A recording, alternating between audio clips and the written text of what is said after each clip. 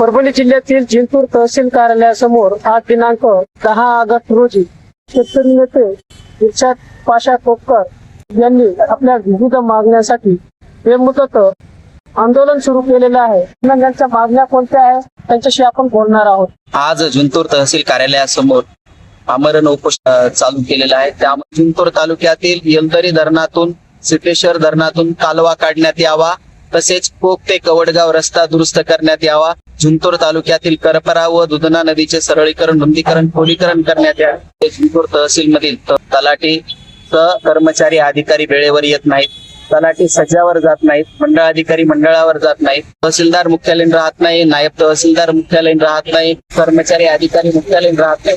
यांना मुख्यालयीन राहण्याच्या पण सूचना द्याव्यात. याकरिता आज मी सकाळपासून उपोषणाला बसलेलो आहे.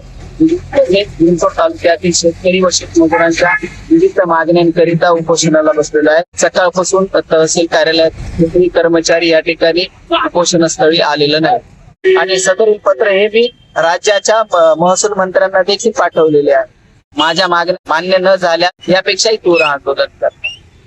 जिंतूर तालुक्यातील विविध अशा गावामध्ये असणाऱ्या शेतकऱ्यांच्या प्रमुख अडचण म्हणजे या ठिकाणी येलदरी सिद्धेश्वर धरणातून कालवा काढण्यात यावी ही प्रमुख मागणी असून, तर दुसरीकडे या ठिकाणी कवडगावचा रस्ता देखील या ठिकाणी निकृष्ट झाला, त्यामुळे सामान्य जनतेला आतोनात यात्रा सहन कराव्या लागतात.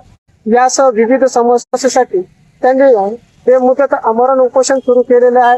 पुढील भाग असा की आज उपोषणाचा पहिला दिवस आहे व शासन प्रशासन यांच्या मागण्या कधी मान्य करतात हे बघणे महत्वाचे ठरेल. जिंतूर सहार न्यूज चॅनलची बातमी आवडल्यास लाईक करा, शेअर करा, कमेंट्स करा, सबस्क्राईब करा. जिंतूर सहार न्यूज चॅनलसाठी मी शेख अली.